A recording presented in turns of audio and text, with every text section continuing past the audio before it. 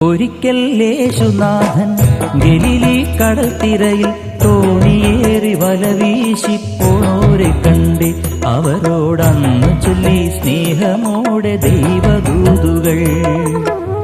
ഒരിക്കൽ യേശുനാഥൻ ഗലീലി കടൽത്തിരയിൽ തോണിയേറി വലവീശിപ്പോണോരെ കണ്ട് അവരോടന്ന് ചൊല്ലി സ്നേഹമോടെ ദൈവദൂതുകൾ.